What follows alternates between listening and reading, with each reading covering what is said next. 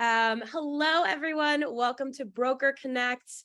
My name's Kelly Galloway. I'm so glad everyone could join us. I'm especially glad that our host today could join us. For those of you who don't know, Broker Connect is an interactive bi-weekly meeting with top brokers and ARIVE users where you learn best practices, get insight into how other people are using the system, and just get a ton of tips. So it's super useful.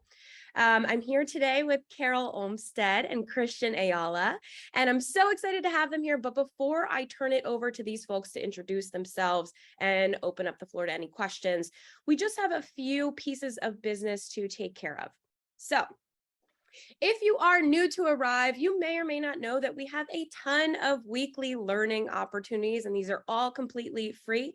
So we have 2 sessions of new user training every Wednesday, office hours with our product experts on Tuesdays and Thursdays. We have a brand new onboarding and Q&A session. This is offered 3 times per week, and you don't have to be an ARIVE user to join this one. Then we have ARIVE University every other Friday, where our CEO Harish goes over all of the updates and enhancements to the platform. And then, of course, we have this great session, Broker Connect, every other Friday as well. All right. Now that I'm done with my little spiel there, we can dive right into what we're all here for. So Carol, Christian, welcome, and thank you so much for being here. Hi, Kelly. Thanks for having us. Christian, you want to go first? Sure, absolutely. What do we got? Yeah, so Christian, do you want to just introduce yourself and give us a little bit of background on your company? Absolutely. So I've been, I think this is my 21st year as a broker. Only ever have been a broker. Never been in any of the other channels of lending. So I guess I'll finish it off as a broker as well, right? But been in business since I was in the business since I was 20 years old. And that's kind of I think iLoan has existed since 2004. We're a small brokerage out of Burbank, California, and looking to push a little bit of growth and doing a rebrand and all that stuff as we speak. So anyway, that's kind of where I've been for the last 20 years. Awesome. Carol, how about you? So I have been in the broker space since 2004. So got involved before the market crashed. When everyone was closing up shop, I stayed with the broker that we built.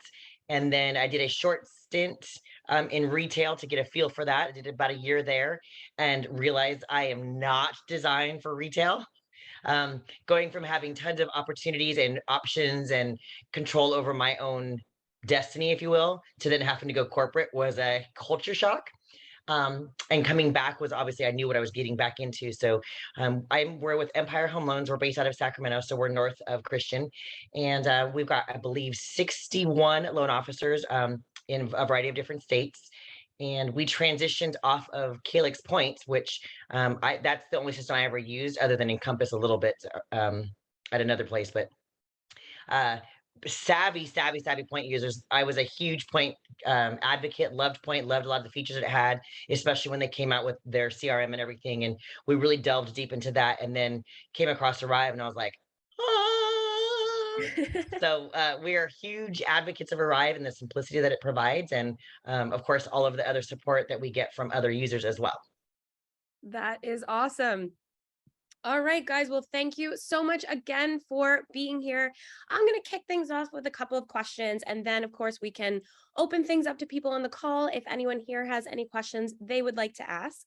But I'm going to start with you, Carol. So can you discuss how you discovered ARIVE, maybe why you decided to try it, and why you ultimately chose it for your business?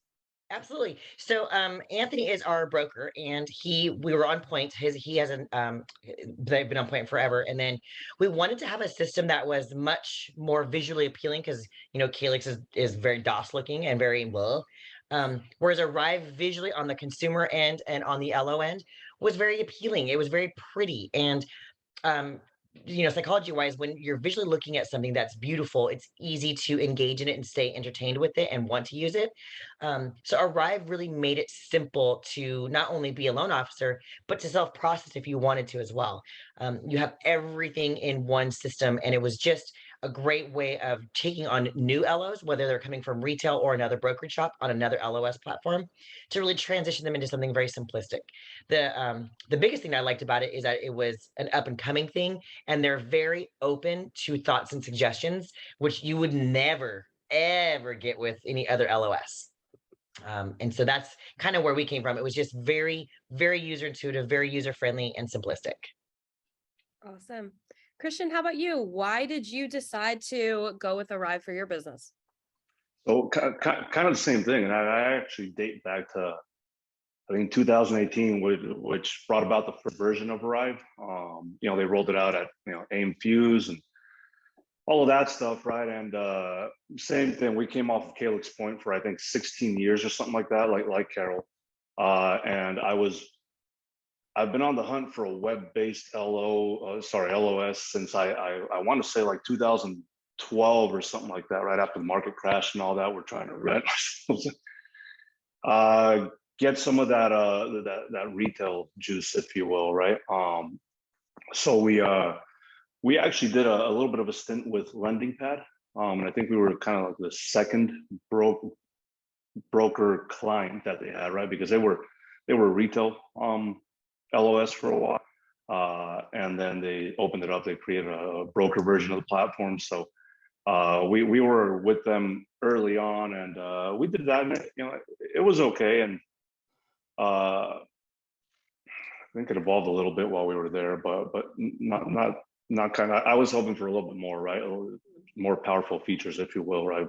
Point of sale, things like pricing engines. I didn't really want to do the integrated approach if we didn't have to, but anyway, when Arrive came along and did that, it was a little bumpy, right, with version 1, and at some point, the team, came along, and I actually was fortunate I got to spend hours, at night through the pandemic with Harish on the phone, right, literally till midnight, and he gave me the opportunity to kind of provide some input.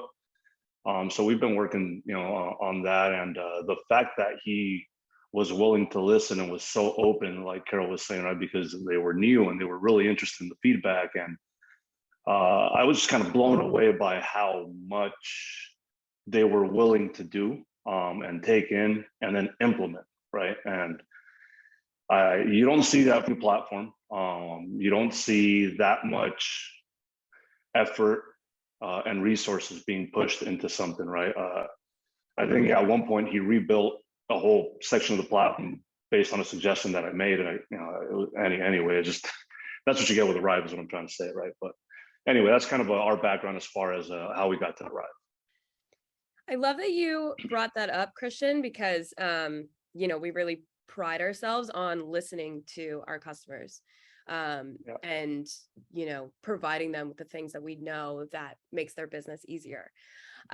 So one of the big things that we get from people who are transitioning over, maybe coming from Calyx or Encompass, is to talk about customer service. And people ask us, and we get a lot of questions to our users, how is the customer service? So, and a lot of times we talk about the Facebook group. So if anyone on this call is not a part of our Facebook group, it's called Arrive Mortgage Brokers. That really is like the hub of where you can learn from other users, and where you can ask questions directly to us at Arrive. So can you guys talk about that a little bit? Are you part of the Facebook group? Do you use the Facebook group? Can you talk a little bit about how that works? Yeah, I've seen Christian in there as well, and I'm very active in the Facebook chat group. I do. We have, for our company, we have, I think, 27 different videos that break down each of the Arrive sections. So all the tabs, the tricks and trades, all that kind of stuff. And so I have actually used some of those videos when people ask questions. I know that Arrive is a compliance company and it's set up to be a very compliant software, which is fantastic. Most LOs are not compliant driven because they come from the retail space, unlike Christian and I, where we've had to be responsible because we come from the time when as brokers we had to disclose first and then submit to lenders. So we're familiar with that. But the newer incoming LOs are not as familiar with that, especially coming from the direct lending space. So we have to have a system set up to transition those people, right? And so because Arrive is not set up functionality wise for certain things, like for example, down payment assistance and seconds, we have found ways to make it work so that we get the findings that we need and all that kind of stuff, because inevitably it's going to be in the lender system anyways. But we as LOs want to make sure that our DTI is correct, that our payments are correct, that our structure is set up correctly. And sometimes you have to find that workaround. And so within that Facebook chat, you'll get people who have a hard time making that connection because it's not so obvious, right? It's not just oh, here's my down payment assistance button and then the system changes. Because like Christian said, it's a web-based software. And so one of the biggest complaints that I would always get from when we're in training is, well, how come I can't do this? How come I can't do that? And I would always have to say, you have to look at it at like when you go to your bank online to log in. You can't just go and change whatever you want because you don't like it. It's a web-based, it's across the board. It's global, not just specific to the user. So once they wrap their mind around that, then their mind shifts a little bit. So the questions in Facebook are fantastic. The great thing is I don't know if anybody really knows that when you're in the Facebook, you can actually search for your question, because I'm sure Christian will attest this. I see the same question asked religiously every month by new people, which is fantastic. And a lot of people are very sweet and genuine and compassionate and give the same answer versus I feel there's this one guy on there I feel really bad for because he does take a lot of heat. I feel for him every time I ask a question. I'm like, do I want to read the comments? And I'm sure Christian knows who I'm talking about, right? Yeah. But sometimes, the overall, I would say that everybody on there is super friendly and super informative and sharing in the knowledge and the wealth of how to fix the issues that they have. Yeah, he takes it in stride, I think, lately, by the way. I think it just became a thing, right? It's for fun now, but I agree. Yeah, we're definitely a part of the, everybody in the office, right? I kind of encourage and push that, join the Facebook group. Facebook groups in general are kind of, just, I don't know, the eighth wonder of the world, right? There's so much information that is shared on there that you never would have. I mean, the Arrive group, Brokers Are Better, right? Both groups have tons and tons of information on Arrive, right? And in and of themselves kind of behave like a support, right? Support channel of sorts. But obviously the support, I think Arrive has, Kelly, you would know better, or Tara, right? Probably anywhere between 13 and 15 people handling support tickets daily, right? Something like that. So I know they do that. You guys do that well, right? And but I think either Brokers Are Better or the Arrive Facebook groups are probably a really good place to get information. I think the search function is probably step one, right? And you'll more than likely find your answer. Everything's in there. Really, the only I'll see a question here and there about somebody who's getting more advanced and they're using Zapier integration, right, or trying to do something kind of push the limits a little bit, right? That you may not find on there, but everything else is. Carol made a point with the systems. I like to use the analogy of if you've ever transitioned from a PC to a Mac, you're kind of lost, and then somebody kind of explains it to you, and you go, why didn't I just think of that originally, right? It's because you're programmed, right, to take 7 steps instead of 2. And I think that's what Arrive is doing a little bit. It just, once you realign your expectations, you realize that the system is going to be easier. But anyway, yeah, I think I've had no issues with support, whatsoever. Yeah, no, support is fantastic. And what I love about them is that it doesn't matter what time of day, if they've had the same question 55,000 times, it's always the same positivity. And I think that speaks volumes because you guys are getting peppered with questions and whatnot. And so the support, I think, is top notch. Thank you. We love hearing that. Our team, I know Tara and Vince on this call, really pride themselves on delivering the best possible support. So we love hearing that. I love that analogy about from PC to Mac, such a good one. Right. We did have a question come in for you too. So someone asked, what advice do you have for newer brokers joining ARIVE from the retail world? Newer brokers or newer LOs? Newer brokers. Probably LOs. Yeah. I'll go. And I've never made that transition, right? I've been in the broker space the entire time. I wish I had tried, the retail space just to see what they have over there, right? Just so I can bring back the info. But I think ARIVE, ARIVE's got a support website, right? And there's a ton of information on there.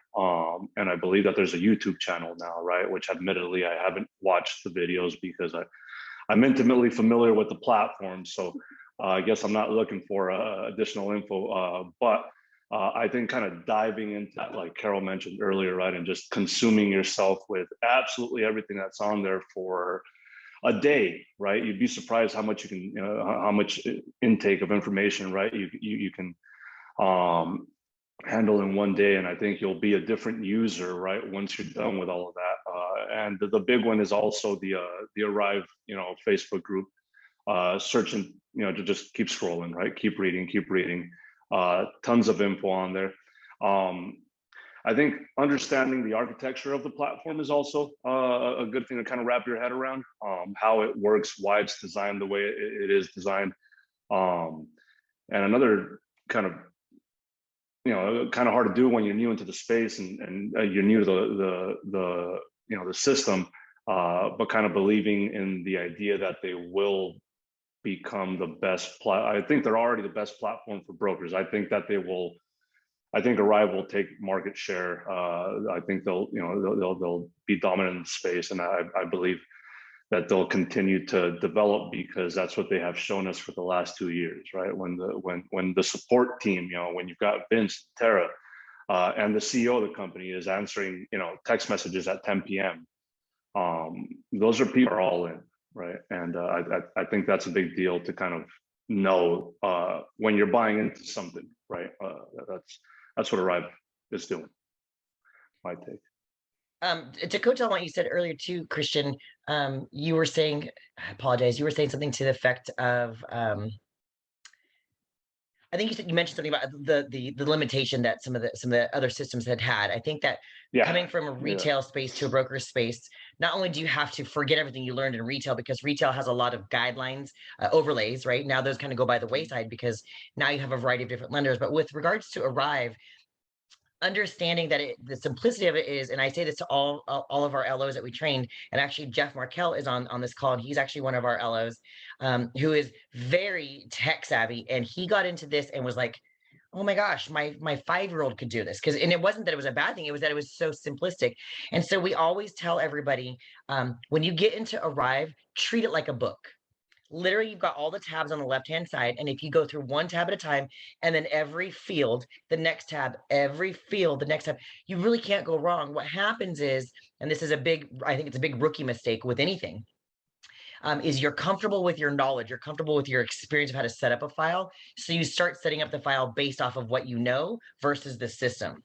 And that's where you get into trouble, because then you'll run DU or LP and your findings don't come back favorable, but that's because you did it with I'm gonna put in my social security number, and then I'm gonna put in my date of birth, and then I'm gonna put in my income, and you're bouncing around, and so you're missing crucial data that will give you the findings you're looking for. So really, ARIVE is set up to go through every single tab on the left-hand side one at a time and fill out every field. And it's set up that way to show you, hey, you're missing a data here, double check it when you have the little exclamation points and the highlighted field. So the thing I would say the most is coming from retail to broker space with regard to ARIVE. Read it like a book, left to right. Don't pass through, don't jump around. You're going to screw yourself up, and then you're going to pick up bad habits. And that's when it's really complicated to undo, because ARIVE really is, I mean, blind people could do it. That's how simple it is. And I say that because literally it navigates so well. You made a great point. I'll add on that because I missed something earlier, which is the system's intelligent, right? And it's not a person, and it's not an LO, so it's not going to do the loan for you. You can't just send out your link and then come pick up your check 2 weeks later. However, it does carry a certain level of intelligence. One thing that I think that has been impressive is and I have a lot of conversations with Harish and other team members around some of this stuff, and the amount of effort that they put into considering things like the guidelines and pricing and lender process and procedure, right? They'll say, well, doesn't the lender do that? When we're talking, and he'll challenge me and question me, and I think in the end, what it's what it's done, the application, right? I worked with Harish kind of heavily on the layout and where fields are and where you enter that information, right? When they were transitioning to the new ERLA.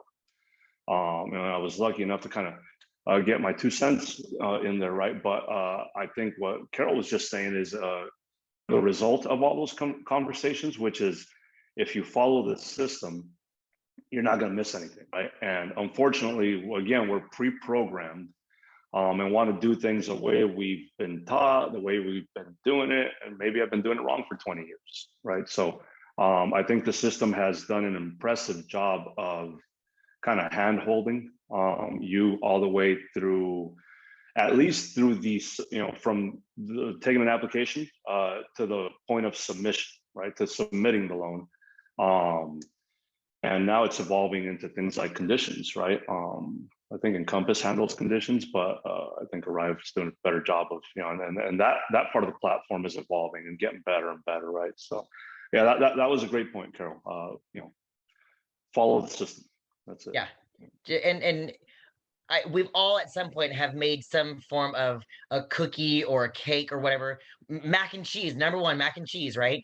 And they have instructions on there, and if you don't follow the instructions, you can't put your milk and butter and your dehydrated cheese in before you've boiled your noodles, right?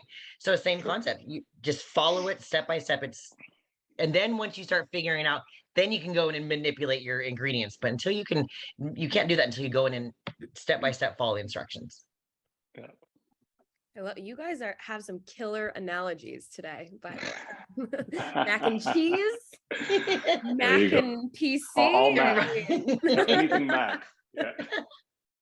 I love it. All right. Someone asked if you two are using the Realtor portal, and if so, how's that been for you? You want to go, Christian? Sure. Mine's short. The short answer is no, and the only reason for that is we're going through a renaming, rebranding at the moment, so we're holding off until that's done because we didn't want to approach all of these real estate agents that we work with, and then 2 months later say, hey, never mind, here's a new company name and new link and whatever, right? So anyway, that's the reason why we haven't. However, I am familiar with it. I have shown it to a few realtors. And I think the Realtor portal, if it kind of comes down to what type of individual you're working with, right? If you've got somebody that is kind of, tech forward and excited about handling things on their own and having access even when you're not around, those realtors, I think, start to really gravitate to the idea. But I think more than anything, it requires a little bit of a push from the team, right? Not aggressively, but just kind of showing them the benefits and the value that is packed into having access to generating a pre-approval letter at 9 p.m. when they're working on an offer, right? So anyway, that's kind of the extent of where we're at with it, but go ahead, Carol. No, I'm right there with you. And it's really just a flavor on how you sell to your realtors. We've gotten into the Realtor portal very heavily and involved, and across the board, the majority of the LOs that are in our company like the fact that they have to connect with their realtors and talk with them. And that gives them an opportunity to really ask other questions about potential other borrowers or sellers and whatnot. But by giving them access to a portal, yes, technology, it's great. And like you said, Christian, they can do it at 9 o'clock at night. But I think that Christian and I come from the same mindset of I'd rather talk to my realtor partner at 9 o'clock at night and have that human connection. And there are going to be a few people who, like Christian said, are going to like the Realtor portal. But it's your flavor. So it has pros and cons dependent on your style. So I can't talk bad about it. I personally, for me, don't use it because I want to have that human connection with my partners. But it is a great tool for those of you who have those realtors like, I just want to get in and get out. I like you. I'm not going anywhere else. We're cool. Don't worry about it. No one else is coming and take your place. So it's great for those people. Yeah, you want to have it. You want to be able to offer it, right? So it's amazing that ARIVE does that, right? With really at no additional cost. Right? You don't have to go. I guess we haven't said it yet, right? But it's all under one roof, right? Right. Point of sale, realtor portal, pricing engine, quoting tool, LOS, obviously, right? But you don't have to. Integrations are fun, right? At the beginning, right? And then then you have to hire somebody to maintain them, right? And nobody wants to pay for that or take the time to do that, right? So if you don't have to integrate, you don't have to. Anyway. Yeah, absolutely. Cool. So Christian, you just brought up the point of sale. Can you guys talk a little bit about your experience with the point of sale, how it's been for clients? Give us your opinion on that one. Sure. I mean, I love it. It's been everybody uses it in the office, right? And the only time we won't use it is if we get somebody who's really challenged, right, with technology. And obviously we're not going to beat them up. We'll push, right? We'll push a little bit, and then if it just we'll drop it and kind of take the option whichever way they feel comfortable. But otherwise, we are using it exclusively, and it's been extremely successful. One thing, a tip that I think kind of got us to the point where our application ratio kind of skyrocketed with people starting them and completing them inside of a 10 to 15 minute window. Was we kind of, well, obviously we tested it ourselves, filled it and completed it ourselves, in the office. We all did one. And what we found that some of the hurdles are, right, and this is kind of not an ARIVE thing. I think any point of sale, is going to give you the ability to collect bank account information and liability or debt information. So we actually removed it. We turned off assets and we turned off liabilities. So now when a client is entering information, the only thing they're entering is usually things that they know, by heart or off the top of their head, right? They don't have to really documents and enter any information. And that was kind of a little bit of a hurdle. The first 2 or 3 applications, I noticed that the bank account information, right, was not accurate. And then they would call me about their liabilities or their debts. What do I enter here? And we quickly said, well, we're going to pull all that information from the credit report, so we don't really need you to enter it. And then we're going to ask you for bank statements, so we don't need to burden you with, that, since we're going to review it and update it either way. And when we did that, it just kind of became really easy. And it works great because now if somebody makes a mistake, it's the borrower, not you. So, you can't get blamed for that. But anyway, they're less likely to make a mistake with their own information than you are when you're working on a bunch of different things being pulled in 6 different directions, at once. So anyway, it's been amazing. I like to say it's free, right? Because it's a part of the platform. I have to go out and pick up a third-party platform and integrate it. So it just works great. Anyway, go ahead, Carol. Yeah, we use the point of sale heavily. Some people don't because they've got clients like Christian said that they're adamant about, I want to come visit you, I want to snail mail it, I want to fax it, all the old school generation. But it really is super convenient. We've gone through and actually renamed all of the documents so that they're named by category. So like all our title stuff is together, our income stuff together, our assets is together, just to make it easier for the processing teams and self-processing LOs to kind of already have it labeled efficiently, if you will. The thing that I like about it too is they just released, we're now company-wide, you can have application, the if then this that, the automatic document requests, but now the users can turn it off at their level as well. So I think Christian, you and I were on a call, I want to say like December of last year, where we're talking about the if then this that, because if your borrower puts in that they're a veteran, we know we're going to need the DD 214. That's just par for the course, right? And so when you would get the application, you have to go and scrub it, and then you'd go and request the stuff. Well, now ARIVE is so smart, like Christian said, it's so smart and so driven that when the veteran says, or when the borrower says they're a veteran, the system knows to ask them for the DD 214, things like that. So if if they're divorced, and the system knows to ask them for the divorce decree. So it's very user intuitive. And what's cool about that is we used another POS, Flowify. Some of the users on here might use Blink, but Flowify, one of the things I loved about it was also the visually appealing of it, but that it also did the if then this that. And so when Christian brought that up over a year ago, and Harish was like, light bulb went off, I think it really made it a lot easier for the LOs to work efficiently. Your apps are getting done in 10 minutes. The borrower gets their list. They're like, oh, okay, I know I only need to get you these things. And then you start moving it along real smoothly, which I'm not going to say the name. We all know that name of that one lender online who does the same thing, right? So now we're competing with that caliber of technology that's available, still with the human element. Because good luck trying to get somebody over there on the line. So yeah, the POS is beautiful. Yeah, actually, I forgot about that too. Carol keeps reminding me about different features, right? But I think in a nutshell, it's become really powerful. Since they released it initially, and now you're able to do this, conditioning they call it, right? Which is basically the if then.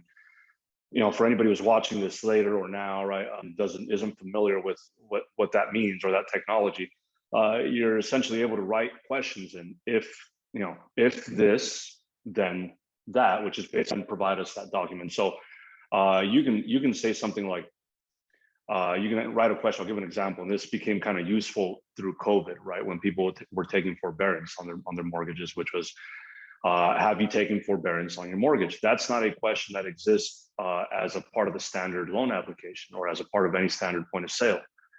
So ARIVE created the ability to ask custom questions, and depending on what that answer is, now you can decide, I'm going to ask them for document A or B or C or all of the above, right? So that's what you're able to do. That's what Carol was just talking about with that, right? For anybody who hasn't experienced that before. But yeah, all it does is it provides an application that is much cleaner. You start to kind of, it allows you to create a superior consumer experience, right, as you move along. Sure, you kind of front load things, but that's when people are excited to provide you things, right? They want a loan, right? The realtor's pushing them to get this done. So they're eager to provide you that, not 2 weeks later when they're kind of sick and tired of everybody asking to sign things, right? But anyway, yeah, really powerful engine. And I like the idea of the concept that not everyone has a fax machine. Not everyone wants to send an email, for security purposes. I mean, we do have those neurotic people who are like, I don't want to become a victim of identity fraud and everything. So the concept of the point of sale is to prevent that from happening. They literally get to upload it to a secure portal. They have to log in with their credentials. So it's a great way to make our clients feel safe sending us their most important documentation. So I love that part of it. Awesome. Sorry, did I interrupt someone? No, go ahead. I just wanted to very quickly say to everyone on the call, if you have questions for these folks, feel free to unmute yourself and ask them. If you're not comfortable asking questions or you have some noise in the background, maybe don't want to unmute yourself, that's totally fine. You can chat me and I am happy to ask them directly and get these answers for you. We did have a couple of questions come in from someone. So she has 2 questions. Do you use the life of loan updates in ARIVE? The milestone updates, yes, we do religiously. We've actually gone in and revamped them to where it's got beautiful pictures and graphics and it's personalized. ARIVE does a good job at having a generic version, so at least there's something that goes out within the email.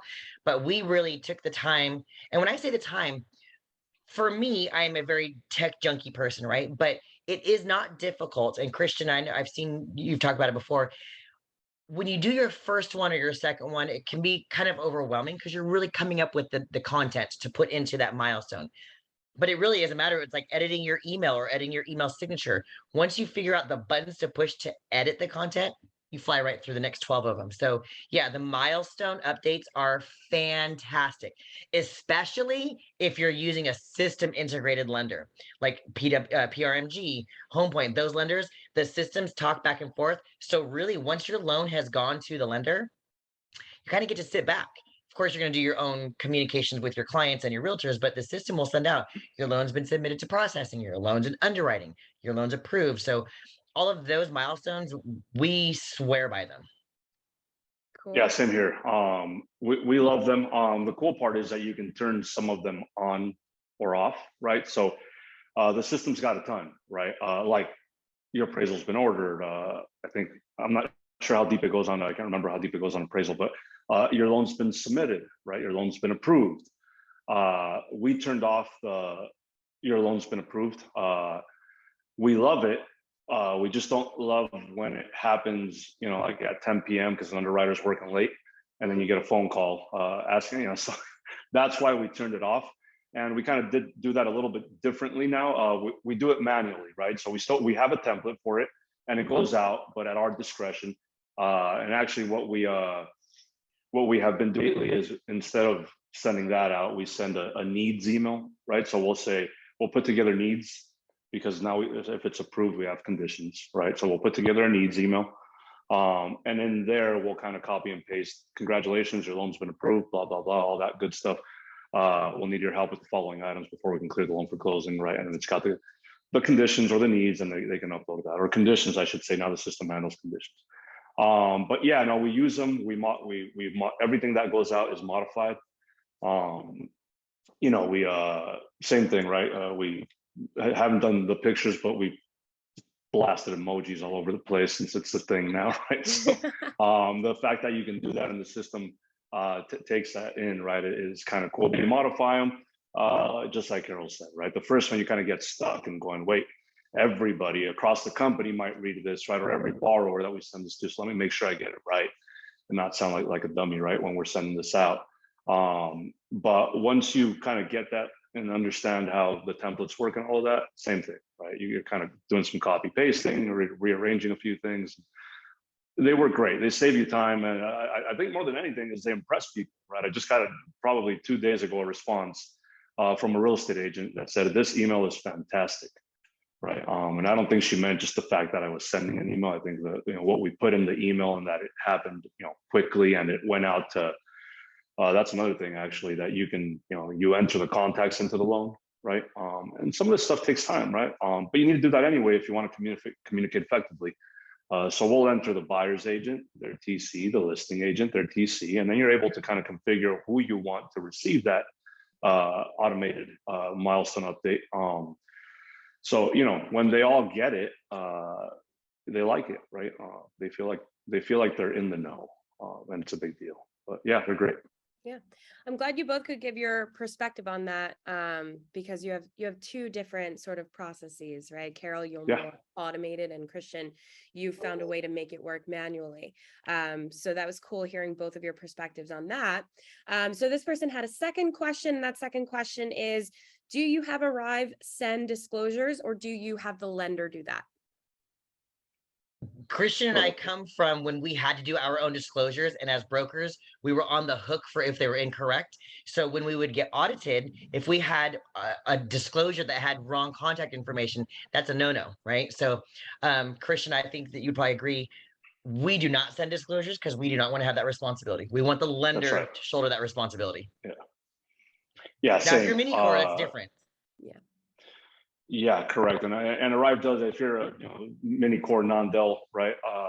Non-delegated underwriting, ARIVE does have an integration with DocMagic so that you can do that, right? And you know, there's some more information as far as to what DocMagic, you know, kind of makes sure that they handle and all that anyway. But yeah, we work, I would say, you know, 90% of our loans are through system lenders. So we love being able to kind of push a button and register the loan with the system lender, except for UWM. I hope they'll come on soon. I'm, you know, putting it out there so that they know that we want that done. But yeah, we disclose through the lender for the same reason.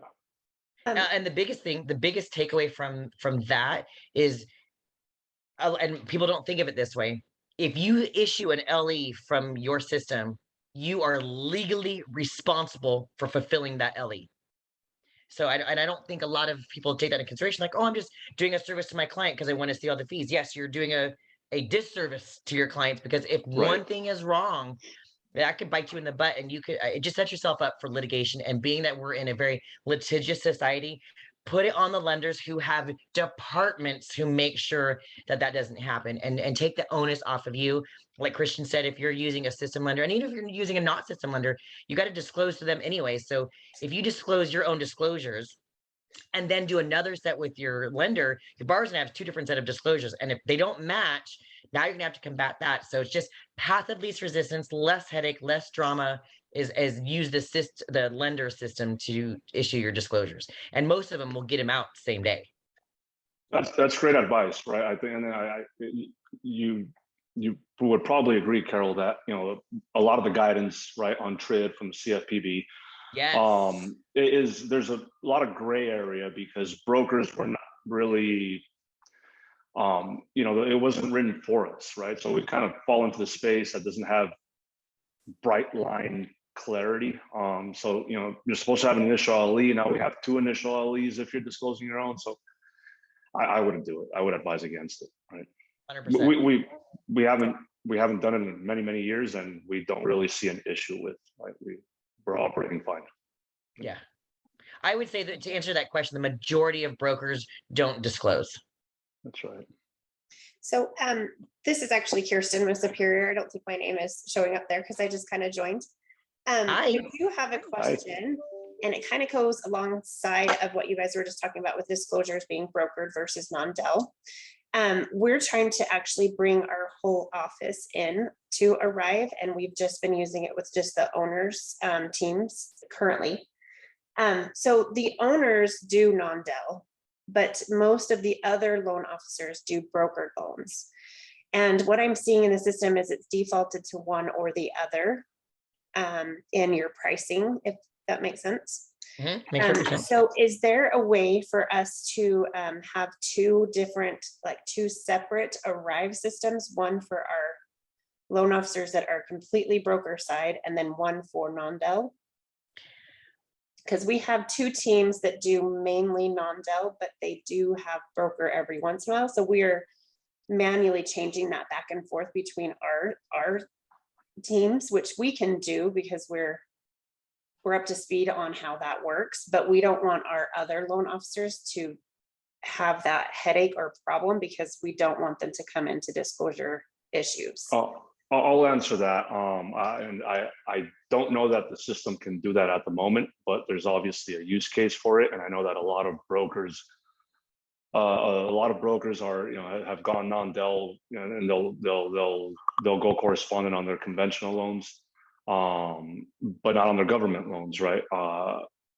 Now, the way that you guys are doing it is a little bit different, but I'm sure that I know that I can do it.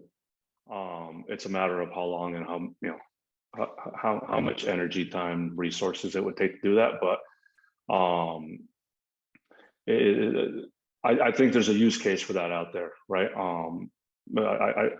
With the broker world, right, you've got many different, it always amazes me at how everybody I talk to does things. Ultimately, we all do the same thing, right? But from the beginning, from taking an application to funding it, everybody's process looks a lot different. So yeah, I think it can be done. I would reach out to them and kind of explain what your needs are, and I think they could probably flip a few switches to make that happen. And to go on that, so we've had that conversation as well. And one of the issues that they're going to run into, that they're trying to figure out how to overcome, is the pricing. Because on the non-Del side, or the non-Del side, you get to pick, your margin. Whereas where we're not mini core, you don't. So that's going to be the differentiations, because now you're driving the rates, whereas the lender is driving the rates on per brokered loan. So that's going to be the biggest hang up, is how to synchronize the difference with what you're wanting your margin to be. And it might be a situation, because I know that on a completely different side note is when we have true third-party processors, that's all they do. They're a third-party processor. If they have their own accounts, their own logins, and let's just say it's Christian at ABC Processing, his account can only see his loans. It doesn't see, my loans or Tara's loans or anybody else's loans, because the systems don't sync with outside brokers. And the reason for that is because it's security protocol, right? So I know that was one of the things that they had talked about doing, is finding a way to combat having two different systems or having one system do two different things because of the mapping. And the mapping is where you have field ABCD have to connect with these fields correctly. And that's the biggest hurdle that I have to overcome is when you get to pick your margin, how is that going to differentiate with the rates for your LOs who don't get to pick the margin? So as a workaround, would we be able to have two separate ARIVE accounts, like one, so we could have like ARIVE non-del for just the two owners and their teams, and then for all of our other loan officers be completely broker, because none of them will ever do non-del. So we figured if we separate the two, we'd have the teams on the non-del and then the other broker. That would keep them separate and out of our hair so that we can continue doing what we do. I think I can chime in here and I was going to say it's going to answer that. Yeah. Yeah. So the way the non-del system works is you'll actually set up rules. So you'll be able to say, hey, on these loans for these loan officers, these are going to be our non-del loans. And for these loan officers or for this branch or for this product type, these loans will default to broker. And that way everyone's in the same system. The system just knows based on who's doing the loan, what type of loan it is, whether we're going to mark this loan as non-delegated or brokered. Okay. Yeah. Vince, question for you, Vince. Sure. Can that be done at the loan level? Meaning, can that decision be made with every loan that comes in? So, you know, maybe Carol will go broker on this loan, but correspondent on the next. Sure. Maybe your loan fits the profile of what's typically non-del, but you're going gotcha. Okay, perfect. What you can, so like your FHA would be broker always. You can mark it. You can mark that loan as brokered. But the one thing to be careful about is that's not necessarily going to impact the pricing that you're looking at. So if you're going to broker a loan that the system would typically mark as non-del, you'll probably want to price it out in the TPO portal. The reason being, as a broker owner, you don't want your LOs to be able to manipulate those margins that we were talking about and see, you know, flip it on non-del, flip it off non-del, and then they can figure out the spread, kind of reverse engineering it. So gotcha. You can mark it for call reporting and then just go price it out the old fashioned way. Okay. Call reporting. Okay.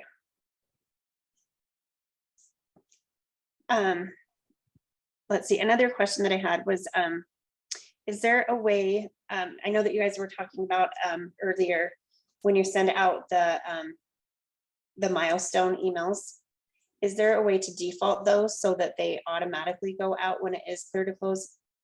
Because we do them manually right now, but we have to select who gets, like we have to select the borrower every single time, instead of it just like automatically going out. Yeah, that's in your system configuration. You know, for lenders that are system lenders and integrated, I think all of them except for UWM, if the loan gets approved and you've got that turned on, then that email will automatically go out to the parties that you've pre-configured to receive the email. Okay, so, and we like to send them out manually like you do. But I'm just wondering if we can select who is receiving. Yeah, the recipients would be automatic. Yeah, you would click on the milestone, right? Or update the status, I should say. Let's say you move it to, you know, conditions submitted or whatever, resubmit, and all the emails would automatically go out. Okay. So you don't have to select them every time. Yeah, it's in there. And if you need help with that, just reach out. I'll walk you through it. And that's done at the admin level. So the admin level can pre-populate who it goes to, and then the user can go and select who it does or does not go to. Okay, great. Okay. And I don't know if you've used them or not or no, but it will go out separately. So like sometimes we like to have our milestones on one email together, like our borrowers and their listing agent, I'm sorry, their buyer's agent. But ARIVE sends them out separately. So if you got 6 people on there, it'll be 6 different emails. Okay, that's good to know. Actually, Carol, I just found out the hard way that you can CC on one email now if you would like to. Yeah, on one of them, yeah. Yeah. Anyway, I didn't want to do that, and it got copied instead of it was a mess. But anyway, I fixed it. Anyway, yeah, go ahead. Okay, I'm sorry, I have tons of questions here. It's fine. One other question I had is when somebody takes a loan application at the very beginning, once that application is completed, is there a way, or during that process, can an email go out to them with a needs list instead of pushing it out to them manually? Again, it's probably in the configurations, I'm assuming. Yeah, we were talking about that earlier when Christian was mentioning that if then this, that, is that what you're talking about? The moment they complete it, they immediately get a needs list? Yes. So that's, you can set it both at the user level and the global level, right? Okay. Where Christian was saying, you know, if your borrower says that they work here, it's going to ask them for W-2 pay stubs. If they're self-employed, They'll ask it's going to ask them for tax returns and whatnot. So yeah, there is a way to do the, if this, then that request comes out. Okay. And it's done at both user and admin level. Okay, perfect. And like And you Christian actually said, don't get, if you need help setting that up, any one of us can help you set that up. Okay, cool. and you actually don't get an email. What happens is that once they complete the application, the system says, "Hey, thanks, we've got your application. Now we've got a few tasks." And on the left-hand side in that same interface, there's a tasks menu. And when they click on that, they will see each need that you have pre-configured in the system. So it all happens automatically. Okay, perfect. We're just getting Did you- really did set you up, use and any we want other to roll it kind of- out to the company as soon as possible, but these little nuances we need fixed before we roll it out. Yeah, it's a good idea. Excellent questions. Thanks. Yeah, Yeah, really good. it's Kirsten, right? Or Yes. Kirsten. Kirsten, if you have any more questions, we have a couple of minutes, so I want to make sure we get to your questions since you are the most engaged right now. So definitely feel free. Like this time is for you guys. So feel free to ask as many questions as you like. Okay. Let's see. I've got notebooks. Hold on.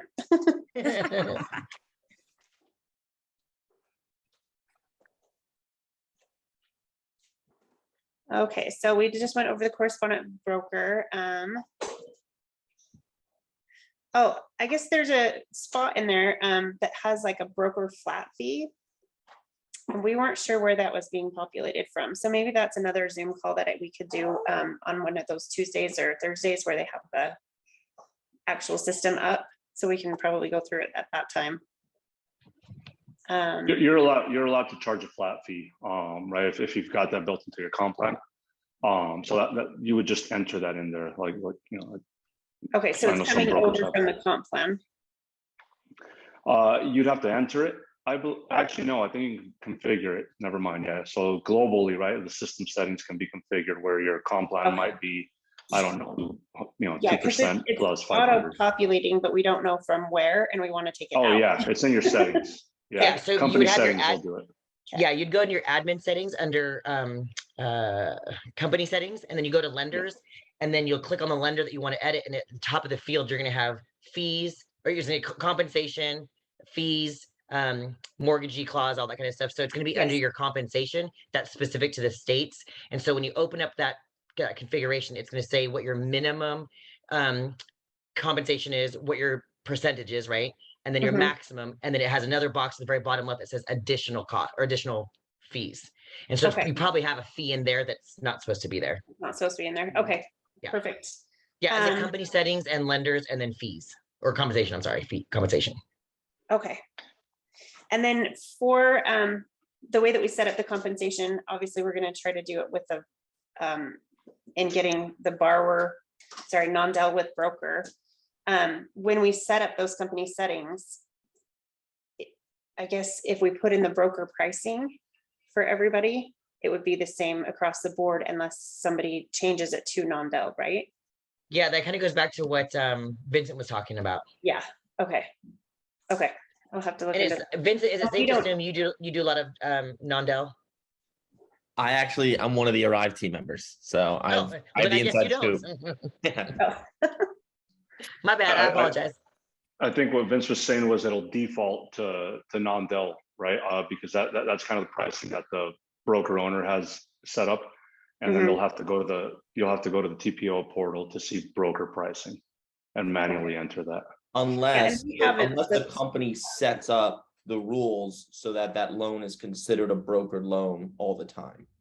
Okay. Got it. You can say as a company, you know, I broker all my FHA loans, and then in ARIVE, FHA loans will always show broker pricing in our pricing engine. Okay. Okay. For those one-off scenarios that you can't see the opposite of what your normal pricing would be. Gotcha. Okay. And you guys don't have it set up so that you can run pricing through like Optimal Blue yet, right? No, and Okay. you mentioned yet. I don't know if that's going to come. I think we're going to grow the ARIVE pricing engine before we work on it. Oh, okay.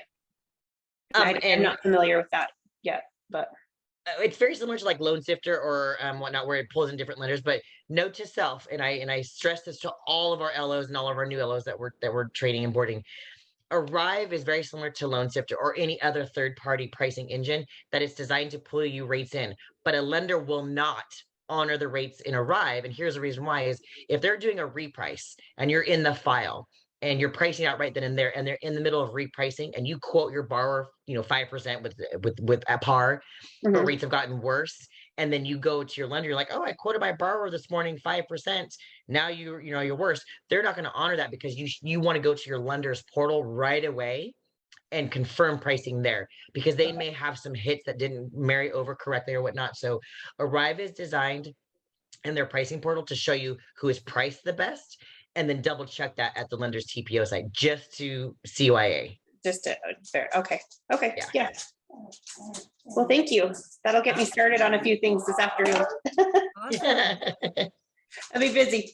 Excellent questions. Yeah, great questions. Thanks for joining. And I mean, this kind of brings us to the top of the hour here. So, Christian, Carol, did we get to everything? Did we miss anything?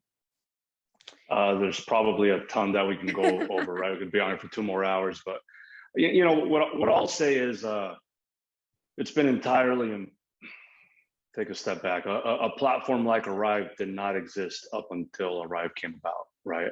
And even in its first, I think the first version of ARIVE had kind of the right idea. Maybe the execution is kind of what needed a revamping, and I think that's what they've done with what we have now in ARIVE. But I don't think anything existed like it. Absolutely not in the broker space. I have been blown away by their commitment to developing based on feedback. I should say developing at the speed of light. Based on broker feedback, right? How much of that they implement is really just kind of not seen anywhere else, and I think that's kind of if you're brokers don't move platforms easily, right? You see people going, oh, I hate Calyx, but I won't get away from it because I've been on it for 10 years and all my database is there, right? I'll touch on that quickly, which is transitioning is not difficult. What we did to make it really easy is we kept one seat of, I still have a seat of Calyx, and I just recently did away with our one seat of lending package. We were only on there for a short period of time. So we just kept a seat of each for a while. We pulled our contact database out of both platforms and are plugging that into our CRM and ARIVE as well. So the transition has not been difficult, right? You've got the systems available if you need them. The difficult part for me was, dusting off the old PC to fire up Calyx Point.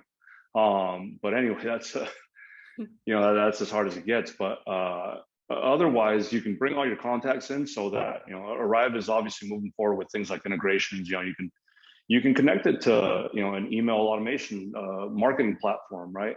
And pull your contacts out of ARIVE and do an email blast. So you bring your contacts over, and that's really all you should worry about, right? That's sure, the loan data is valuable, but at some point it doesn't matter anymore, right? If it's a loan that's 7 years old, I'm probably collecting everything new anyway and not really doing much with the old one. So contact, right? The database is where your business is, right? So not difficult, and not except to hold one seat, right, of Calyx Point for $40 a month or whatever it is. Anyway, go ahead, Carol. No, you're absolutely right. We did the same thing. We kept a point seat just to be on, on the safe side.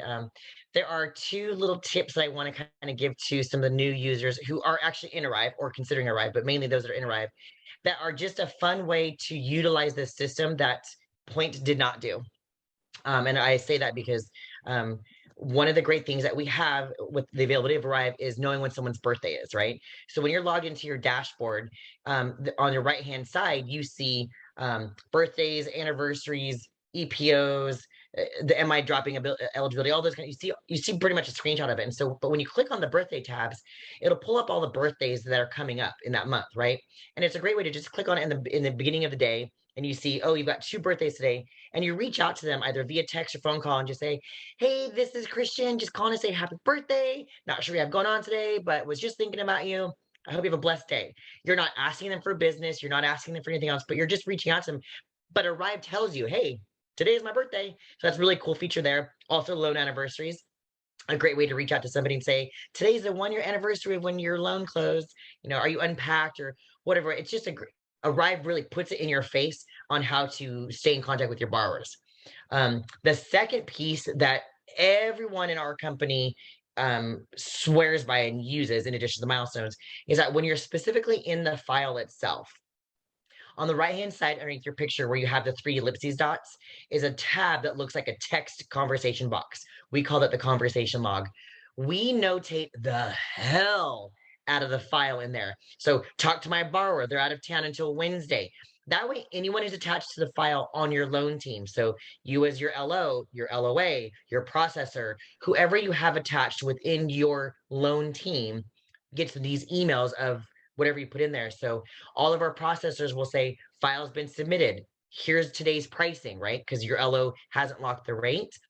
And they want to know my pricing as of today versus when they sold it. So notate the hell out of your files. It will save you so much time. Instead of going through every single email or text message, you can copy and paste your emails right into the conversation log as if though that email is in there. It's freaking amazing. It's freaking sick. We love it. It's a total CYA. It's a great way to house, like Christian said earlier, it's really all in one.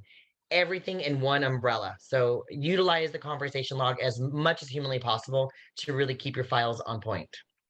Those are my 2 tidbits. Those are awesome. This has been a really great session. I feel like we got into some topics that we don't normally get into, which is great. So I'm going to make sure we put this video on YouTube. We're going to blast it on social and make sure everyone gets as much value out of this call as the people who joined live. So Carol and Christian, thank you too so much for jumping on, for sharing your experiences and your tips. These conversations are just so incredibly helpful for our users, especially our newer users or people who are thinking of joining the platform. So thank you for breaking it all down for us. We really appreciate it. Absolutely. Thanks for having us. Yeah. Thank you. Yeah. Thank you so problem, much. guys. Catch us back here live next week, actually. We'll have another session and another pair of awesome guests, and we will see you then. Bye. Have a good weekend, everyone.